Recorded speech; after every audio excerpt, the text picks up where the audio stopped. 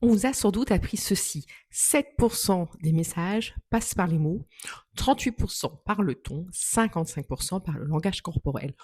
Autrement dit, 93% de la communication serait non verbale et les mots ne compteraient presque pas. On nous l'a enseigné, on le lit partout, on l'entend encore parfois en formation. Simple, percutant, faux. Cette règle, eh bien, elle est attribuée au psychologue américain Albert Mehrabian dans les années 70. Mais ce qu'on oublie presque toujours de préciser, c'est le contexte de ces recherches. Mehrabian étudie la communication des émotions et des situations très spécifiques, où les mots et le ton se contredisent. Par exemple, dire je suis ravi avec un ton blasé à la droupie. Dans ce cas précis, oui, le non-verbal pèse plus lourd. Mais cela concerne uniquement l'expression d'émotions contradictoires, pas la communication générale, pas un discours, pas une négociation et certainement pas un entretien de recrutement.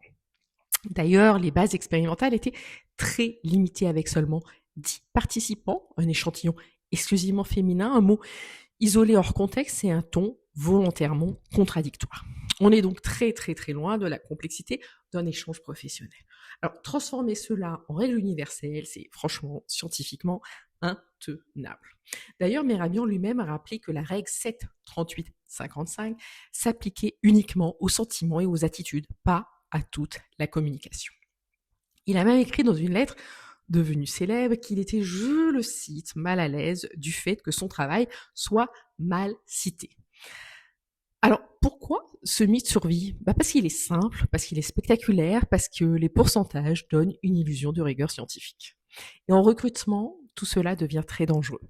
Car si l'on croit que 93% est non-verbal, alors le regard devient un critère, l'aisance devient une compétence, la posture devient une preuve. Et là, effet halo, biais de similarité, surinterprétation entre en lice. On confond alors aisance sociale et compétences professionnelles. Un bon recruteur n'est pas un détecteur de micro-expressions, c'est un architecte de décisions justes et robustes. Non, les mots ne pèsent pas. 7%, ils comptent énormément.